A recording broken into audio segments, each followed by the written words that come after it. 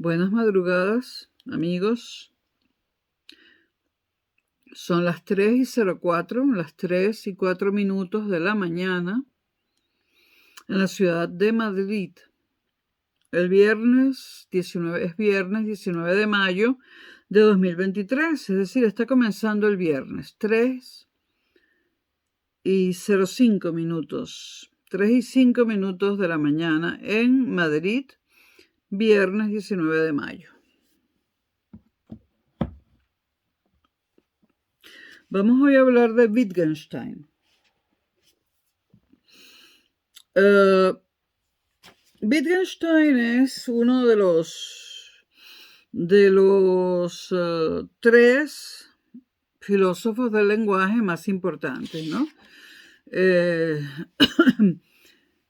Los tres filósofos del lenguaje más importantes son Moore, Russell, Bertrand Russell y Ludwig Wittgenstein. La obra de Wittgenstein está considerada como uno de los puntos de referencia básicos de la filosofía contemporánea. Y dentro de lo que es la filosofía contemporánea, específicamente dentro de la teoría del conocimiento. Pero su pensamiento tiene dos etapas muy bien delimitadas y cada una representada por un libro distinto. La primera etapa representada por el Tractatus Lógico-Filosófico o el Tratado Lógico-Filosófico, y la segunda etapa de su pensamiento vertida en su libro Investigaciones Filosóficas. En el mercado estos libros se pueden encontrar por separado o juntos. La tesis programática de Wittgenstein en el Tratado Lógico-Filosófico, que data de 1921, tiene una influencia decisiva en el llamado Círculo de Viena y en la filosofía neopositivista que se desarrolla en el Círculo de Viena. Esta teoría neopositivista establece que solo los enunciados formales de la matemática y de la lógica y los enunciados de las ciencias empíricas, que puede ser la física, la biología, etc., pueden tener pleno sentido. Repito, la filosofía neopositivista es un resultado del llamado Círculo de Viena. Y esta filosofía neopositivista lo que viene a decir es que solo los enunciados formales de la matemática, de la lógica y de las ciencias empíricas pueden tener sentido. Solo esos enunciados tienen sentido para la filosofía neopositivista. Todos los demás enunciados, incluidos los de la filosofía, deben ser conceptuados de antemano como absurdos. Entonces, estamos hablando de la filosofía neopositivista. Y ello porque solo los enunciados de la ciencia resultan verificables experimentalmente.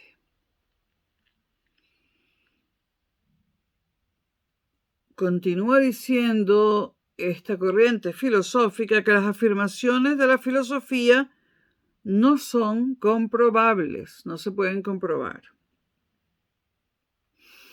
Por lo tanto, este movimiento tiene como supuesto básico de la labor analítica la capacidad de verificación empírica como único criterio de todo sentido.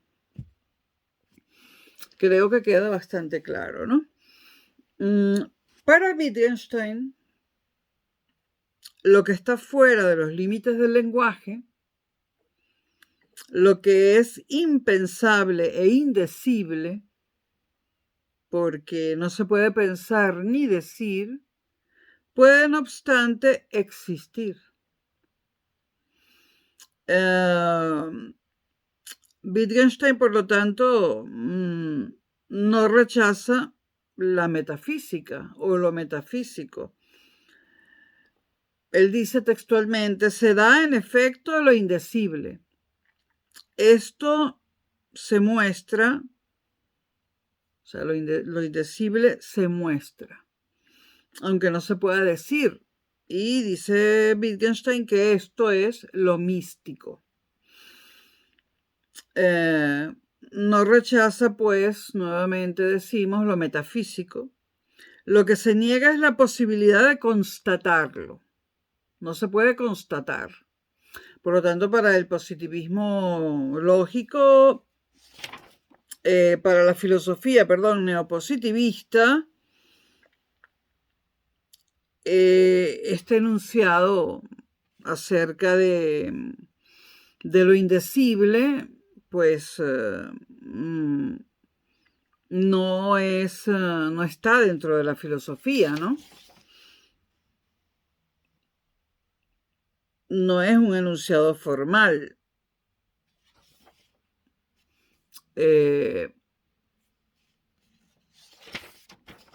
La filosofía neopositivista no estaría de acuerdo con esta apreciación de Wittgenstein.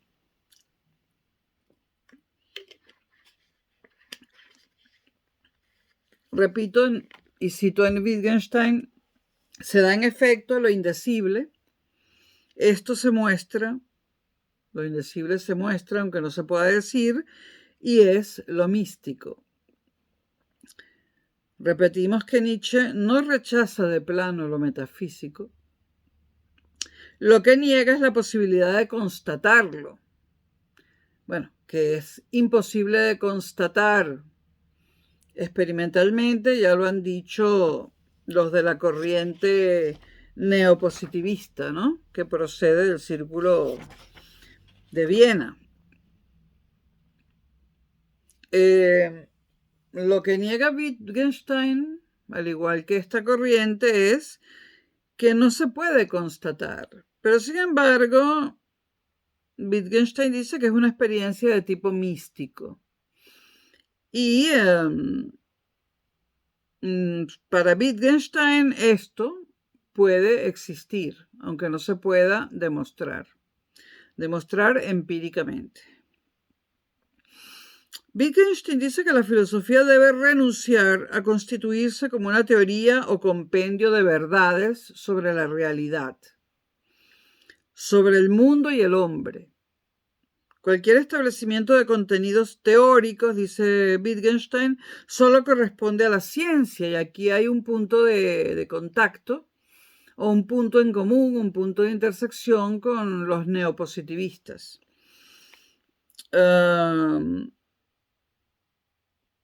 Agrega Wittgenstein que la filosofía solo debe quedar como una actividad de clarificación mediante una labor de análisis de la estructura lógica del lenguaje.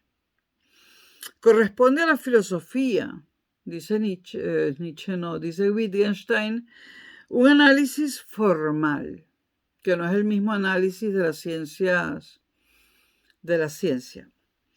la tarea de autodisolver lo que tradicionalmente ha venido siendo, demostrando el sinsentido de los enunciados en que se ha estado expresando. ¿Expresando qué? La filosofía. O sea, para Wittgenstein hay que demostrar el sinsentido de los enunciados en que se ha estado expresando la filosofía. Y en esto coincide con los neopositivistas, en el hecho de que es del absurdo, ¿no? Que Wittgenstein prefiere llamar el sinsentido. Se puede decir que este planteamiento pertenece a estrictamente el primer periodo del pensamiento de Wittgenstein, al primer Wittgenstein. El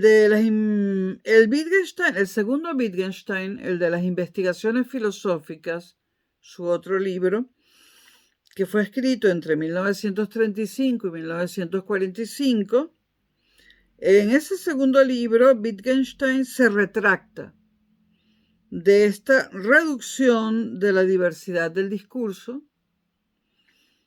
a proposiciones categóricas, ligadas entre sí por medio de funciones de verdad, así como de la afirmación de una correlación entre estas frases y los datos de la observación. Esto que lo plantea en el tratado, lo refuta, o sea, se refuta a sí mismo en las investigaciones filosóficas.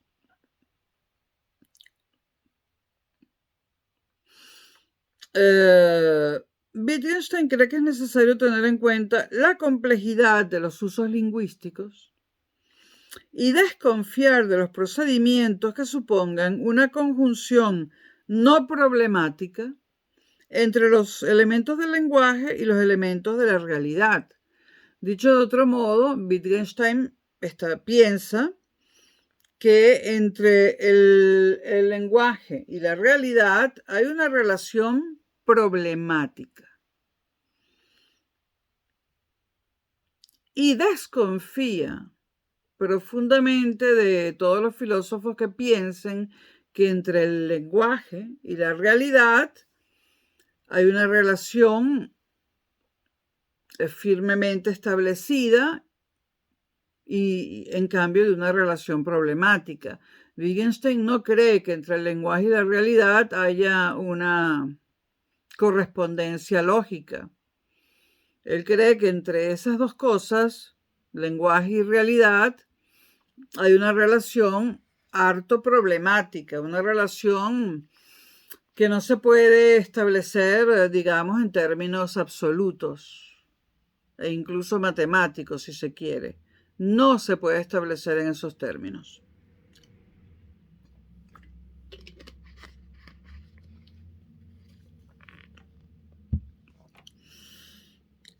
Esto de la relación problemática entre el lenguaje y la realidad es muy importante, ¿no? Muy, muy importante.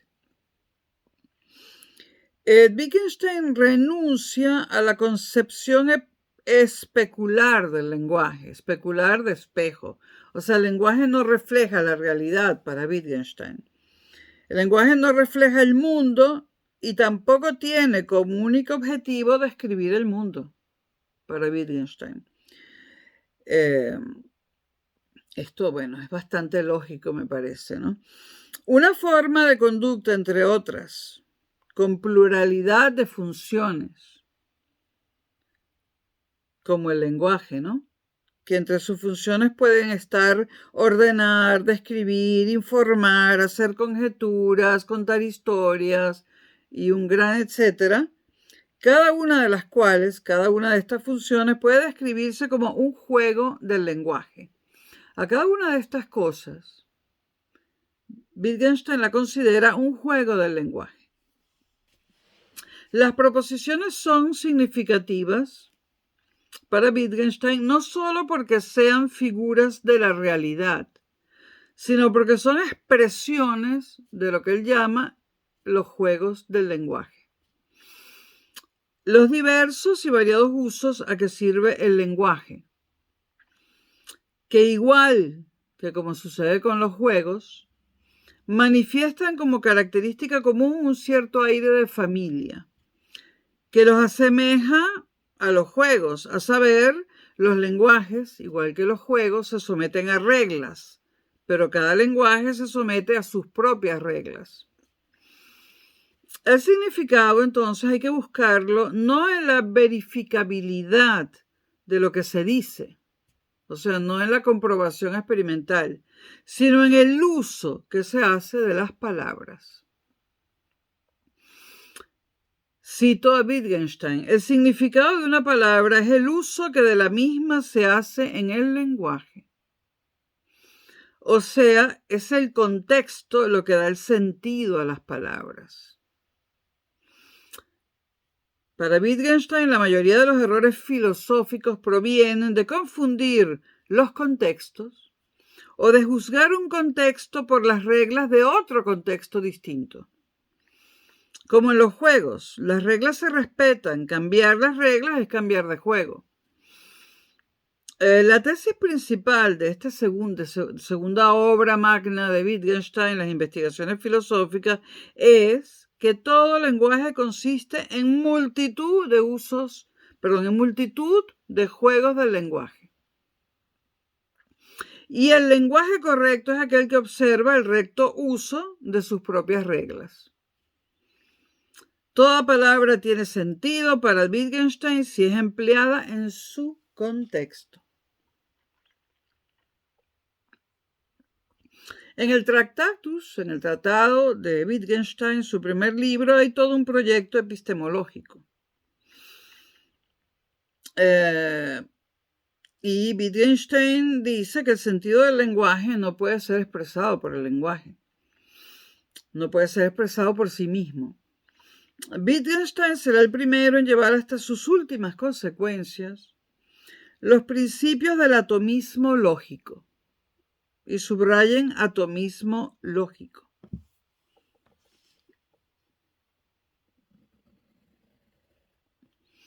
Y en mostrar las inconsecuencias de dicho atomismo lógico, a raíz de las cuales intentará acabar con ese resto de metafísica subyacente a la obra russelliana, es decir, a la obra de Bertrand Russell, otro filósofo del lenguaje.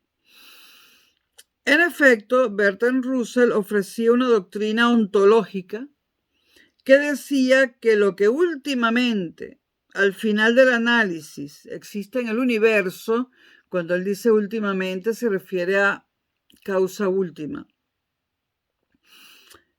Russell, repito, ofreció una doctrina ontológica que decía que lo que últimamente, al final del análisis, existe en el universo son hechos atómicos. Esta doctrina no es obviamente empírica. Se llega a ella por una deducción, desde un análisis no empírico del lenguaje, hasta la naturaleza de la realidad que el lenguaje describe. Esto de Russell lo rechaza Wittgenstein. Cuando hablamos de hechos atómicos, estamos refiriéndonos a enunciados simples, a proposiciones simples. Bueno, la misma objeción que Wittgenstein le hace a Bertrand Russell se la hace a Bradley, otro filósofo del lenguaje. Y concluye que la teoría de Bradley, al igual que la de Russell, son teorías suicidas desde un punto de vista lógico.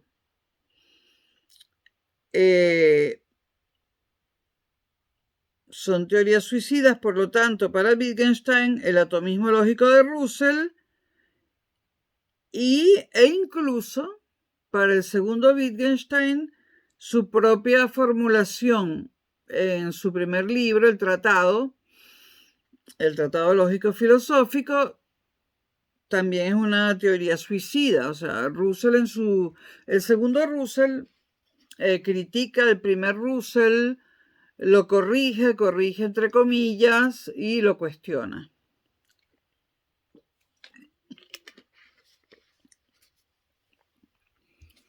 Sin embargo, Wittgenstein siempre quiso que se leyera su obra como un todo. O sea, leer el Tractatus, el Tratado Lógico Filosófico y los pensamientos filosóficos, las investigaciones filosóficas, leerlas como un continuum.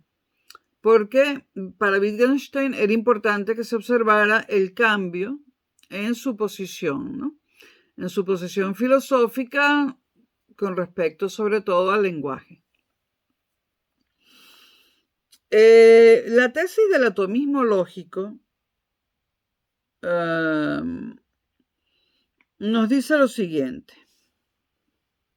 nos dice que una proposición puede ser significativa si hay un hecho atómico al que corresponde. Esto es lógica pura. Bien si es función de verdad, en caso de ser compleja, de las proposiciones de este tipo. O sea, el atomismo lógico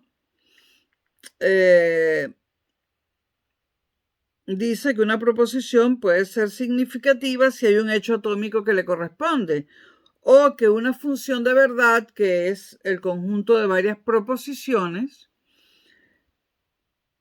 puede ser significativo si las proposiciones individuales que formulan esta verdad, que es una proposición compleja, existen,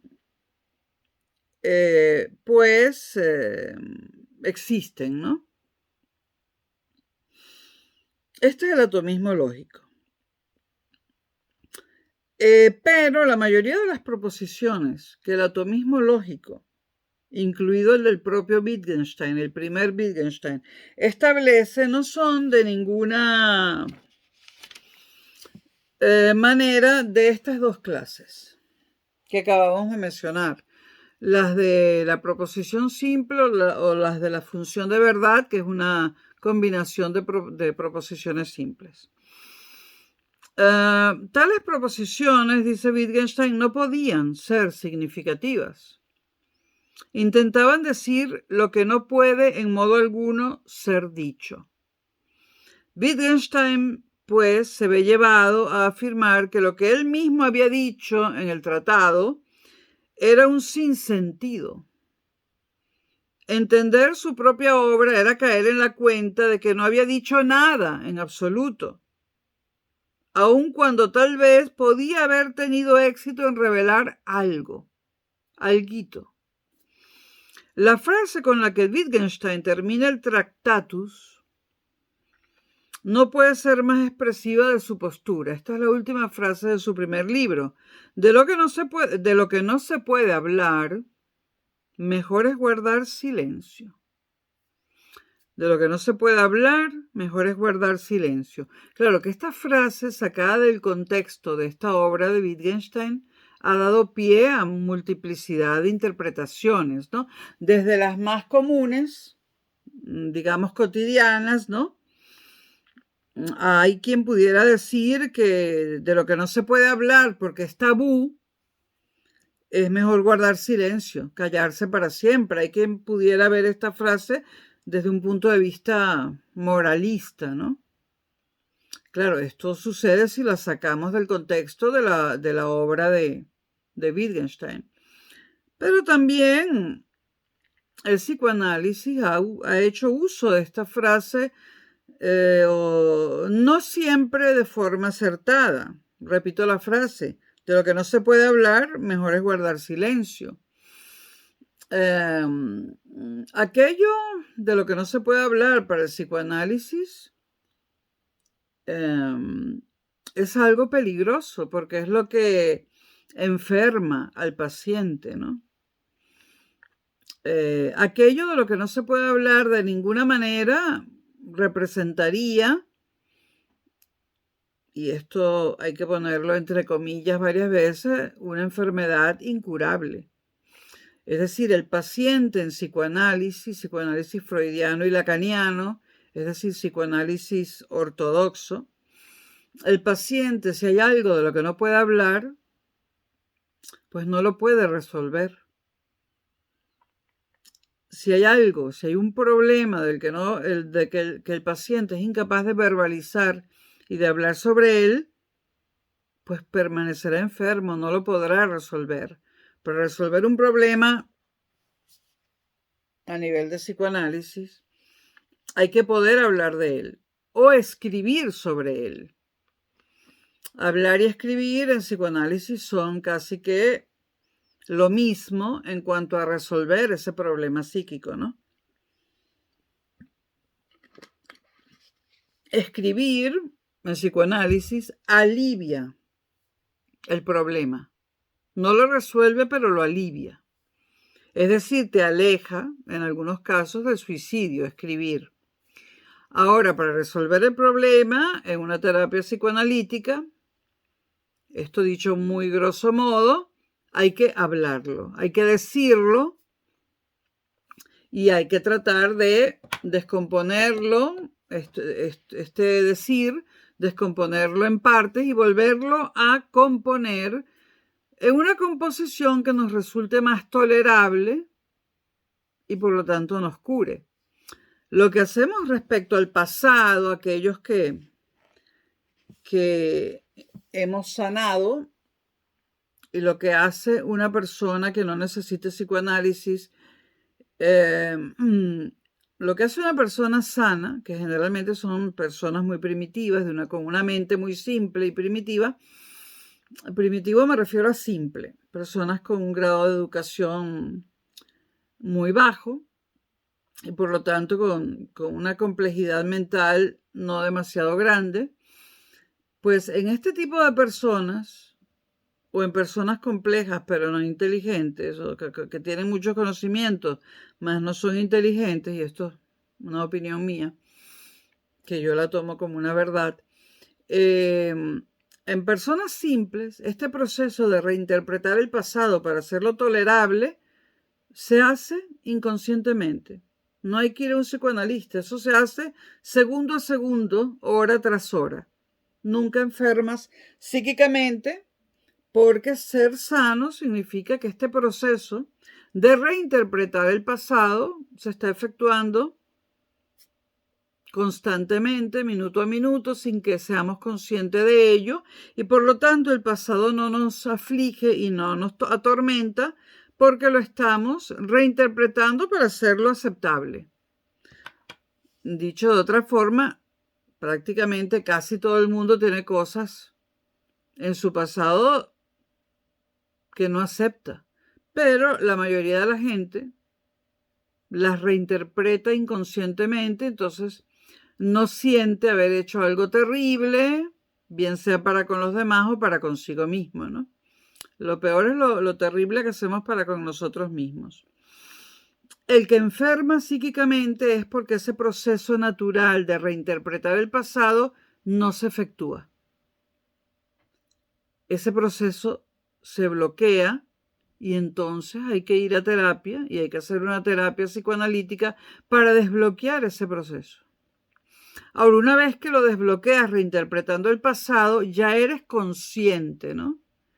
Y cada día vas a ser más consciente y, por decirlo de alguna manera, tu inconsciente va a tener zonas muy conscientes, con lo que vas a poder ayudar a los demás si te curas y te conviertes en psicoanalista. Y te puedes curar a ti mismo, pero vas a ser consciente de que has reinterpretado el pasado y de que has decidido a esas cosas reprochables considerarlas de alguna forma no reprochables o, que es lo que generalmente se hace, considerarlas inevitables. Hice esta cosa mala en el pasado porque era inevitable. Era inevitable, no tenía otra salida. Bueno, cierro el paréntesis psicoanalítico, pero es que Wittgenstein da para mucho, ¿no? Da para la crítica literaria, da para el psicoanálisis, da para la filosofía y es sumamente importante. Repito la frase con la que cierra el Tractatus. De lo que no se puede hablar, mejor es guardar silencio. Él lo dice en otro sentido, ¿no?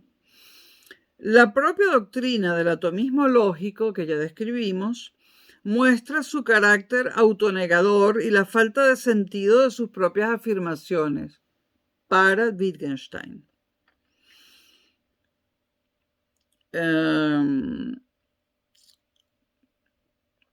La formulación de Wittgenstein resulta más sistemática y desarrollada que la dada por Bertrand Russell. La unidad de significado es más la proposición que el término singular. Repito, la unidad de significado para Wittgenstein es más la proposición que el término singular. Es decir, el término singular, en este caso la palabra, no nos da el significado. El significado nos los da la proposición completa. Esto es importantísimo y es una de las contribuciones más importantes de Wittgenstein. Repito, el término singular nos dice mucho menos o incluso nos dice cosas equivocadas. Lo que es más significativo es la proposición completa, independientemente de los términos que la componen. El término no nos dice tanto como la proposición. La que en realidad nos dice algo significativo es la proposición completa, sin reducirla a sus términos singulares. Una palabra, dice Wittgenstein, tiene significado únicamente como parte de una proposición. Es otra forma de decir lo mismo que dije antes.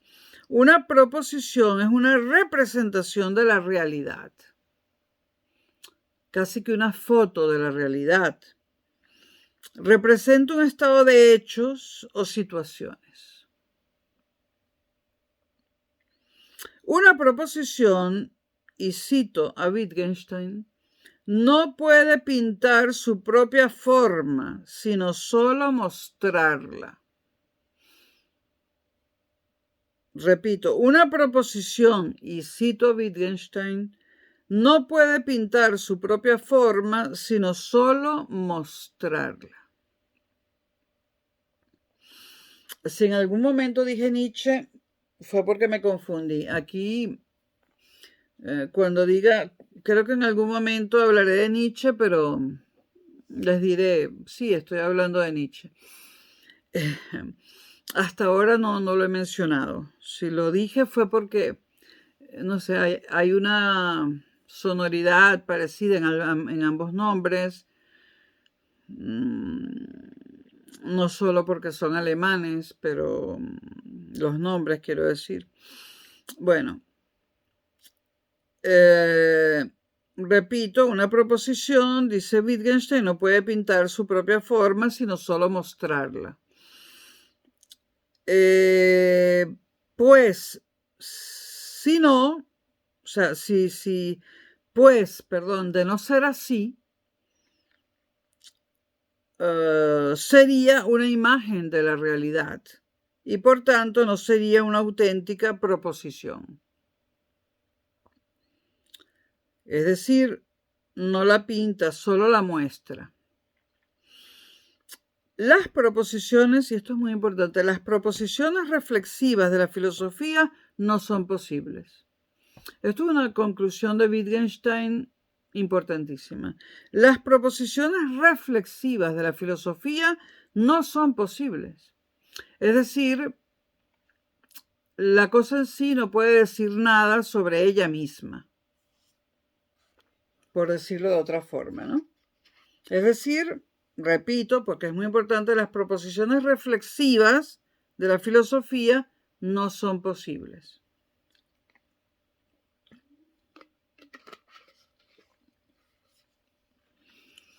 No hay otro tipo de proposiciones posibles que las atómicas y las moleculares. Cuando hablo de atómicas y moleculares no me refiero a los átomos de la química, física, sino de proposiciones simples y complejas, ¿no? Pero que reciben este nombre a partir de la filosofía neopositivista y a partir también del Círculo de Viena. Para Wittgenstein hay que poner el acento en las proposiciones en lugar de en los términos, ya lo he dicho. Al igual pues que Russell, Wittgenstein sitúa la conexión real entre lenguaje y realidad en la relación de las proposiciones atómicas con los hechos atómicos. En la representación de un objeto existe una correspondencia entre las partes o elementos de la representación y las del objeto. Estos elementos no solo deben estar presentes, sino también su estructura, forma y disposición deben ser los mismos. Es decir, está el objeto. Y no solamente está el objeto, sino que tiene una estructura, una forma y una disposición. Pues la representación de ese objeto también tiene que tener la misma estructura, forma y disposición. La metáfora con un pintor que pinta un cuadro realista sirve para esto, ¿no? Es decir, la proposición como hecho es capaz de representar estos hechos no verbales, como lo son la estructura, la forma y la disposición. Y es por esto por lo que el lenguaje puede referirse al mundo, puede significar algo distinto de sí mismo. Es decir, el lenguaje puede significar algo distinto del propio lenguaje. ¿Cuáles se suponen de ser los elementos de estos hechos? Por parte del lenguaje, nombres, signos denotativos simples y por parte de la realidad, objetos particulares. Tautologías y contradicciones son dos conceptos muy importantes que hay que aclarar. Entre los posibles grupos de condiciones de verdad hay dos casos extremos. En uno, la proposición es verdadera para todas las posibilidades de verdad de las proposiciones elementales. Repito, entre los posibles grupos de condiciones de verdad hay dos casos extremos. El primer caso extremo es aquel donde la proposición es verdadera para todas las posibilidades de verdad de las proposiciones elementales. Me detengo aquí. Esta proposición está sujeta, esta proposición, compleja, está basada en cierto número de proposiciones elementales, ¿no? Y esta proposición es verdadera para todas las posibilidades de verdad de esas proposiciones elementales. Este es uno de los casos extremos de condiciones de verdad, y es el caso de la tautología. ¿Qué es una tautología? Lo mejor es definirla con un ejemplo. Y un ejemplo muy simple sería decir, lo azul es lo azul. Esa es una tautología, muy simple, ¿no? Lo azul es lo azul. Las hay más complejas, ¿no? Una tautología es cuando tú dices, cuando el predicado no dice nada del sujeto, sino que reafirma el sujeto. Luego está el otro extremo. Está la tautología de la que acabo de hablar, y en el otro caso la proposición es falsa para todas las posibilidades de verdad. Las condiciones de verdad en ese caso son contradictorias. Entonces hay solo tautologías y contradicciones. La proposición muestra aquello que dice. Ese es el caso de la tautología. La proposición muestra aquello que dice. Es el caso de la tautología. Y la contradicción muestra que no dice nada. Es el caso de la contradicción. Tautología y contradicción no son figuras de la realidad. No representan ningún posible estado de las cosas. En efecto, la tautología permite todos los posibles estados de las cosas y la contradicción ninguno.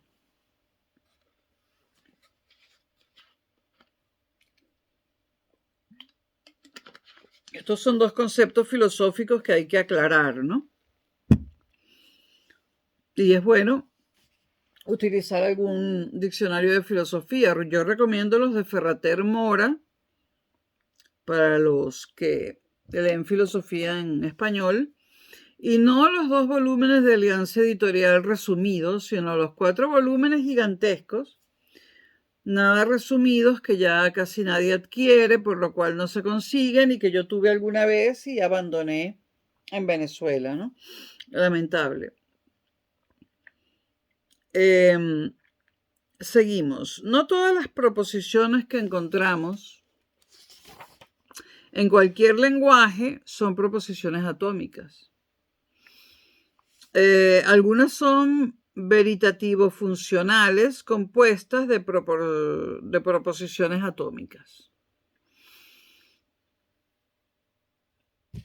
Vamos a hablar de la reafirmación del empirismo y Wittgenstein. La relación entre el lenguaje y la realidad es simplemente una relación del lenguaje con los hechos. Adecuación que no puede a su vez ser conocida y expresada en un lenguaje.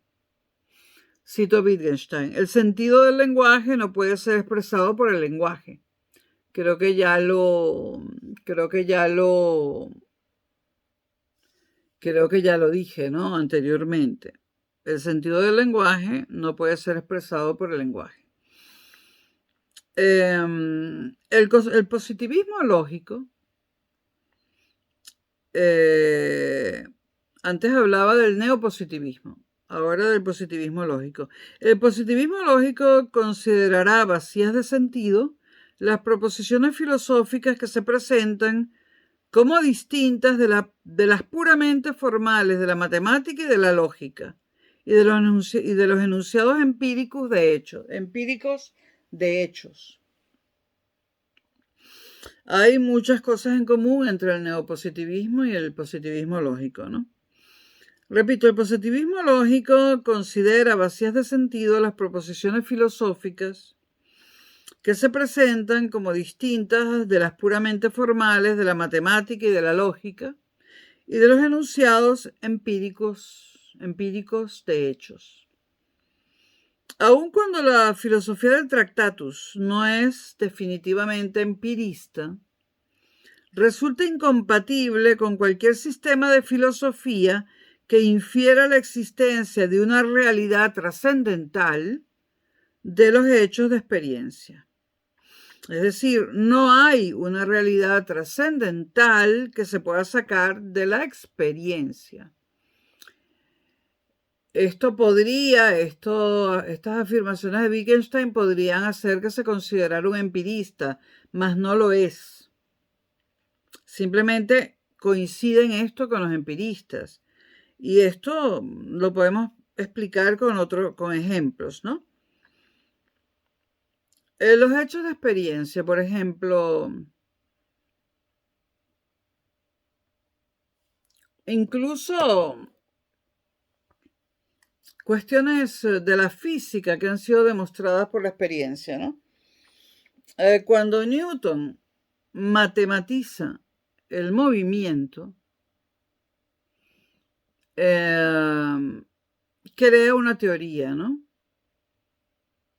¿Cómo lo matematiza? Bueno, observando el movimiento.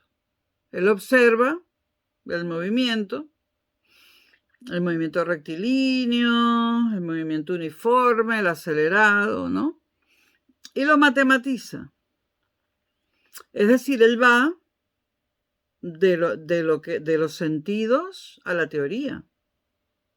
O sea, él matematiza el movimiento porque observa el movimiento, lo observa, lo mide, repite los mismos experimentos una y otra vez, o sea, método científico, ¿no? Y matematiza el movimiento y de allí crea una teoría. Para Wittgenstein y para los empiristas, para Wittgenstein no puede haber una teoría allí, porque no hay realidades trascendentales basadas en los hechos de experiencia. Y de hecho, esa teoría mecanicista de Newton no es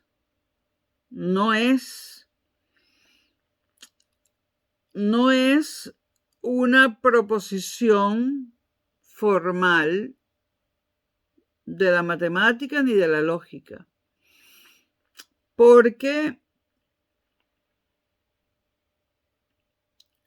pero es una proposición formal de las ciencias empíricas, ¿no? Pero la matemática sí puede ir de la teoría a la práctica, por decirlo burdamente, ¿no? Pero lo que hace Newton es generalizar algo que observó, lo puede haber observado miles y millones de veces, ¿no? Pero su teoría mecanicista del movimiento no es la verdad absoluta, es simplemente una interpretación del movimiento. Hay otras. Bueno, y a partir de Einstein hay otro mundo del movimiento, ¿no? Hay toda otra concepción que tampoco es absoluta.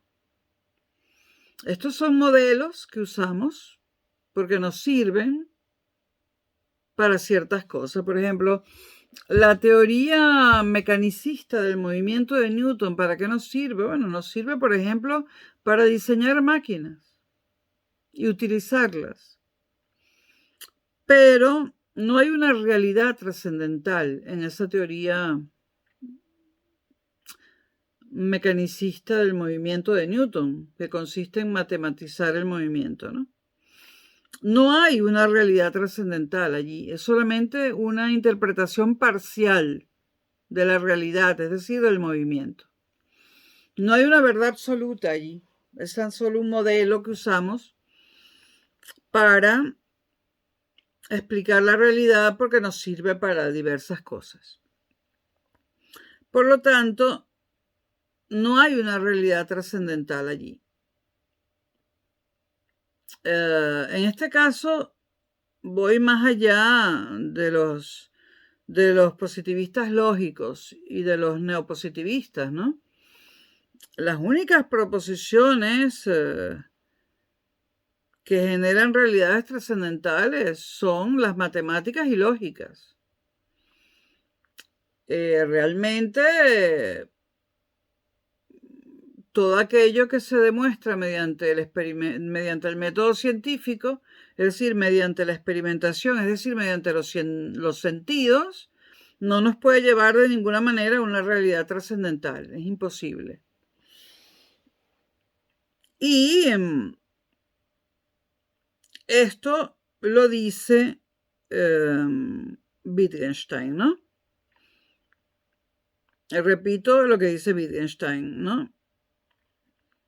Aun cuando la filosofía del Tractatus de Wittgenstein no es definitivamente empirista, resulta incompatible con cualquier sistema de filosofía que infiera la existencia de una realidad trascendental de los hechos de experiencia. Por lo tanto, Wittgenstein es incompatible con los empiristas. Por lo tanto, es incompatible con los neopositivistas y con los positivistas lógicos. Porque, si bien coinciden en que la matemática y la lógica nos llevan a realidades trascendentales, no coinciden en que el método científico nos lleve a realidades trascendentales. Y es que no nos lleva. Yo lo que me pregunto es cómo esta equivocación o esta locura pudo haber sido considerada como cierta durante tantos años, ¿no?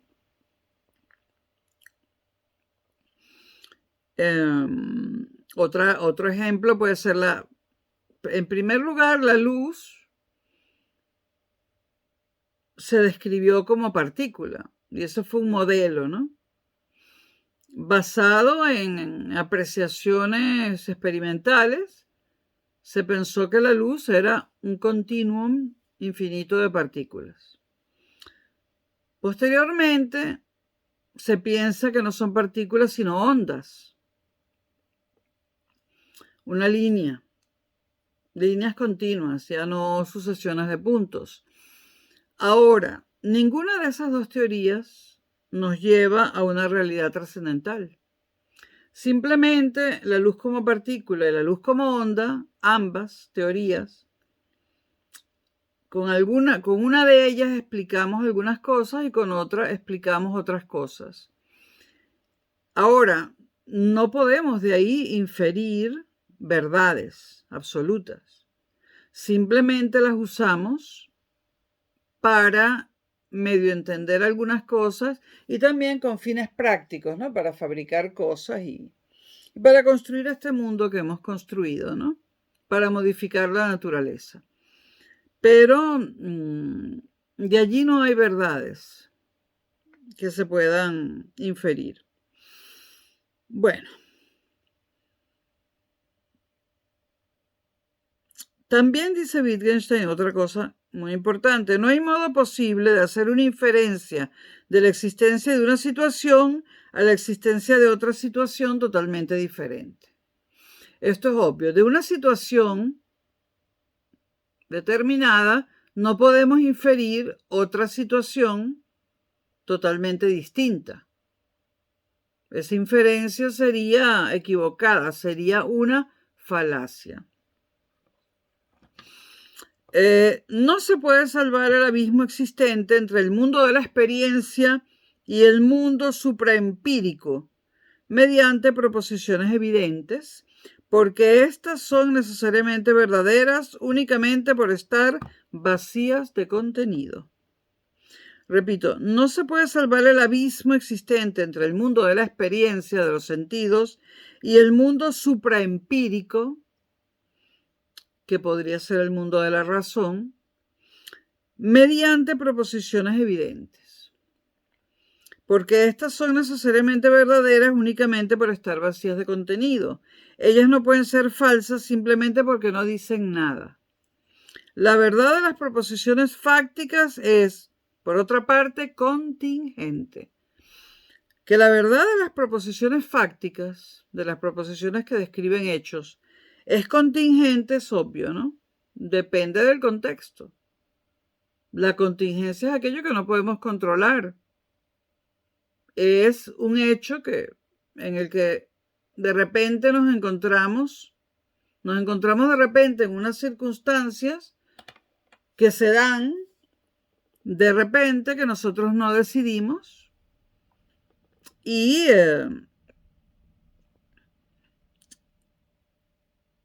por lo tanto la verdad de las proposiciones fácticas es contingente, depende de las circunstancias en las que nos encontremos. Es decir, que no hay una única verdad en las proposiciones fácticas, en las proposiciones de los hechos, ¿no? Hay muchas verdades y ni siquiera se pueden llamar verdades porque son contingentes, dependen de las circunstancias. Para decir si una representación es verdadera o falsa, debemos siempre compararla con la realidad, por otra parte. Es imposible decir solo desde la representación si ella es verdadera o falsa. No hay representaciones que sean verdaderas a priori. Por ejemplo, un cuadro. Un cuadro que represente a Isabel la Católica. ¿Podemos decir que esa representación es verdadera o falsa? No lo podemos saber a no ser que tengamos a la vista a Isabel la Católica, la original en carne y hueso, ¿no? O sea, solamente comparando ese cuadro, que es una representación, con la realidad, que es Isabel la Católica viva y a la vista, solamente comparándolos directamente podemos saber si es verdadero o falso, o si tiene algún grado de verdad, ¿no? Porque claro, el artista siempre cambia algunas cosas, ¿no? Pero si nunca hemos visto Isabel la Católica, no podemos saber si es verdadero o falso, o sea, si esa persona que está representada en el cuadro es ella o no es ella. Por lo tanto, para las personas de mi generación, pues tenemos que creerle a los pintores que pintaron a Isabel la Católica en lugar de a otra persona cualquiera, ¿no? Bueno, Wittgenstein sostiene que los principios adoptados por Wittgenstein sostiene los principios adoptados por el empirismo, pues no hay modo de pasar de un conocimiento puramente empírico a uno supraempírico. Por ejemplo, observo el movimiento. ¿Cómo lo observo? Con los sentidos. Lo mido. ¿Cómo lo mido? Con los sentidos. Y hago mi teoría matemática del movimiento, como la hizo Newton, ¿no? ¿Puedo pasar de allí a un conocimiento supraempírico, o sea, más allá de lo empírico, a una verdad absoluta? No, no puedo. No puedo. Es simplemente un modelo, pero no representa la verdad absoluta de lo que es el movimiento. Repito, Wittgenstein sostiene que los principios adoptados por el empirismo, pues no hay modo, sostiene que no hay modo de pasar, de un conocimiento puramente empírico a uno supraempírico. O sea, a uno que no tenga que ver con los sentidos y la experiencia. No hay relaciones casuales, por lo que no se puede pensar de una realidad conocida por la experiencia a una realidad superior que fuera causa de la misma. Repito, no se puede pasar de una realidad conocida por la experiencia a una realidad superior que fuese causa de la misma. No podemos pasar de la experiencia a una verdad absoluta.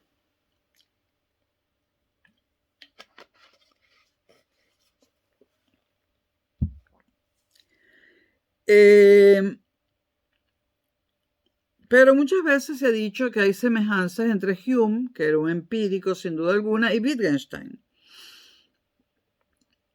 Entonces, tratemos de desentrañar la relación del empirista Hume con Wittgenstein.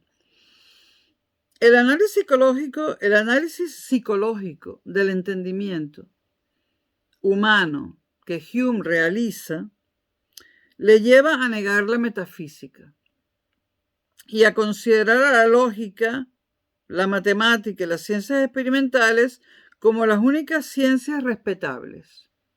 Es decir, Hume trata de comprender el entendimiento humano desde el punto de vista psicológico, ¿no? Y concluye que eso no puede ser una ciencia respetable.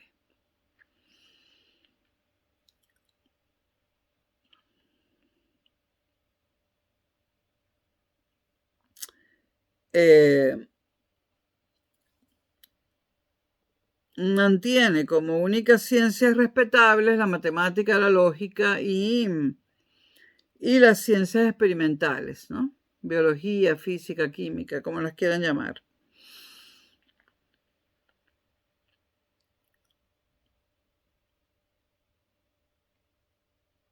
Además, niega la metafísica, que es el conocimiento del ser. Es decir, la metafísica, si se niega la metafísica, se niega el ser y se niega la esencia última de las cosas. Lo cual, negar la esencia última de las cosas y negar el ser es de un atrevimiento bastante grande, ¿no? Debo decir que no conozco la psicología del entendimiento de Hume. Para que quede claro que no la domino, no la conozco. Pero el análisis psicológico del entendimiento humano que hace Hume es lo que lo lleva a negar la metafísica y a considerar la lógica, la matemática y las ciencias empíricas de la naturaleza como únicas ciencias respetables. Yo establezco una diferencia total entre las ciencias empíricas y la matemática, ¿no? La matemática podemos encontrar verdades absolutas usando solamente nuestra mente. Ni siquiera hace falta el papel y el lápiz. No sucede lo mismo con la física y la química. Hay que hacer experimentos. Bueno, tanto Bradley como Russell se oponen en nombre de la lógica, es decir, del significado de las ideas, al psicologismo de Hume. Y propugnan un cierto tipo de metafísica. Pero ambas resultan suicidas a ojos de Wittgenstein. Wittgenstein concluye entonces que solo cabe hablar de hechos. Solo tienen sentido las frases atómicas, cuya verdad consiste en la pura constatación de los hechos, y las frases moleculares, cuya verdad depende de las atómicas. Es decir, una frase molecular es la combinación de varias frases atómicas. Cualquier reflexión que sobre los hechos quisiera hacerse resulta para Wittgenstein de una imposibilidad lógica. Es decir, no se puede reflexionar sobre los hechos, sobre lo fáctico. La distinción entre lo dicho y lo mostrado. Wittgenstein distingue entre lo dicho y lo mostrado. La relación entre el lenguaje y los hechos puede demostrarse pero no decirse. Y esto es muy importante tenerlo en cuenta a la hora de hablar de Wittgenstein. Él dice que la relación entre el lenguaje y los hechos puede demostrarse, pero no puede decirse. Con tal distinción intentará acabar el positivismo lógico. O sea, esa distinción trata el positivismo lógico de acabar con ella, ¿no? Para el positivismo lógico no habrá otra realidad que la de los hechos verificables. A él, al positivismo lógico, corresponde la reinstauración del empirismo radical. Es decir, después de los primeros empíricos, Hume, Locke, Hobbes, nos encontramos con el empirismo radical, ¿no? Que nos dice que no habrá otra realidad que la de los hechos verificables. Esto es de un empirismo radical. Wittgenstein no llega tanto. Su falta de fidelidad al empirismo radical de Hume. Es que el empirismo radical es el de Hume, ¿cierto? Cierto. Bueno, lo que pasa es que para mí las ciencias naturales no son verificables tampoco, solo la matemática y la lógica, pero bueno.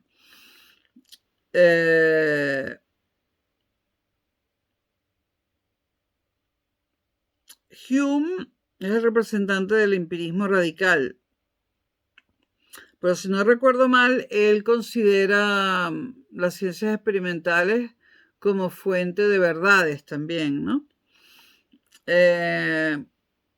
Wittgenstein no llega tanto, ¿no? No llega a ser un empírico radical, además no es un empírico, parece serlo, pero no lo es. Wittgenstein no se adhiere al empirismo radical de Hume, tal vez por la influencia de la tradición racionalista germánica, ¿no? Wittgenstein tiene una cierta fidelidad, una cierta aceptación de algunos aspectos del racionalismo, ¿no? Lo cual le impide ser un empirista puro como Hume, ¿no? Hume ataca la razón, ¿no? Igual que hace Descartes con la experiencia, ¿no? Pero Wittgenstein no ataca a la razón pura totalmente. Hay en él algo de racional, quizás por tradición y por tradición germánica. No se pueden, pues, establecer proposiciones que sean necesariamente verdaderas a priori. Los únicos juicios verdaderos de modo inmediato serían, en realidad, juicios tautológicos, como 1 es igual a 1. Esa es una tautología también. Juicios que no pueden ser ni verdaderos ni falsos porque no dicen nada nuevo. La tautología no nos dice nada nuevo. Que el azul es igual a azul, que 1 es igual a 1, no nos está dando un conocimiento. Es una tautología, no nos está dando nada nuevo, ¿no? La filosofía, pues, no tiene objeto propio. Sus proposiciones no son falsas, sino que no tienen sentido. Los problemas tradicionales de la filosofía no son sino pseudo problemas, llega a decir Wittgenstein.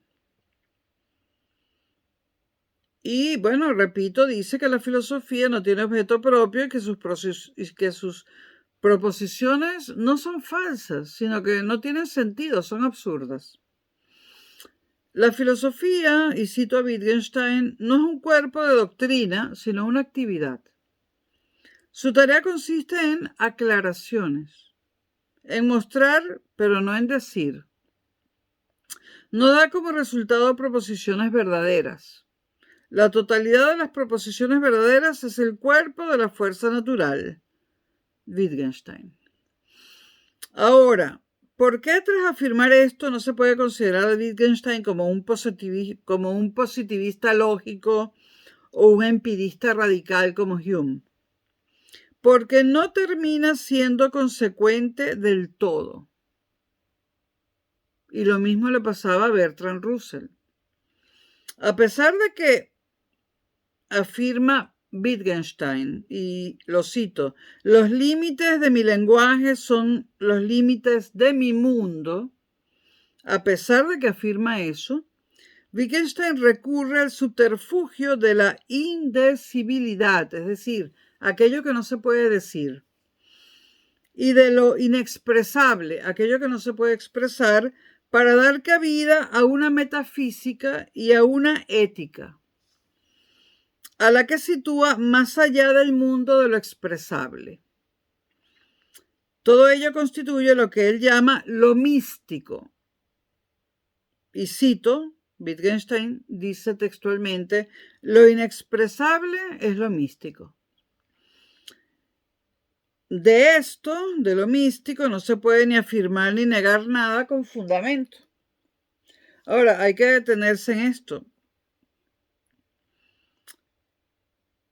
Wittgenstein nos habla de lo indecible y de lo inexpresable, aquello que no se puede decir ni expresar,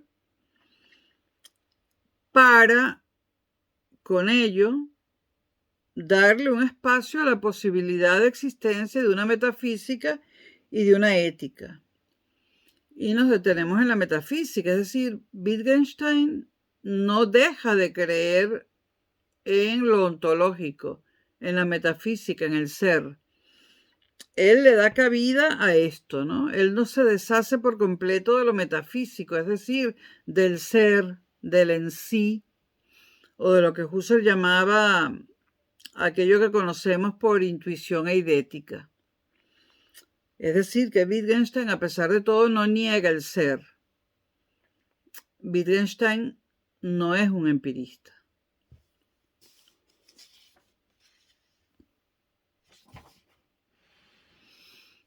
El verdadero método de la filosofía, dice Wittgenstein, por cierto, sería propiamente no decir nada, sino aquello que se puede decir.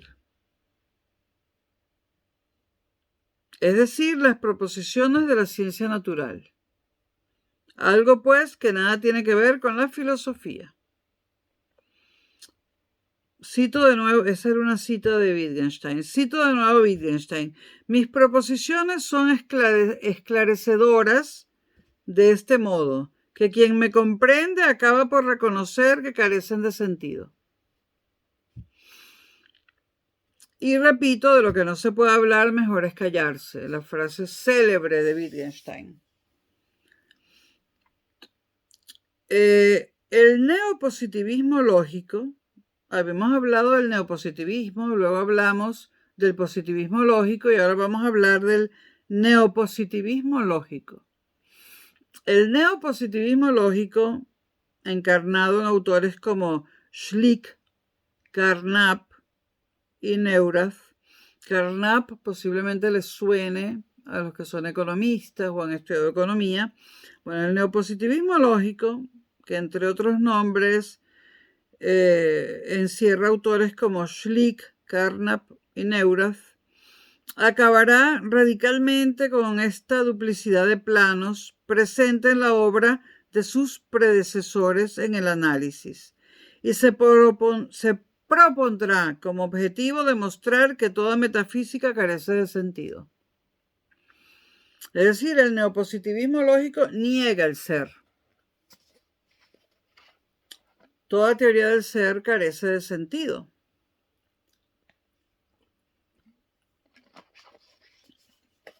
Yo sí creo en el ser. Bueno, por aquí, la primera parte de Wittgenstein,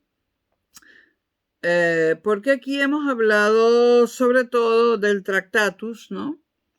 Aunque también hemos hablado de las investigaciones filosóficas, ¿no?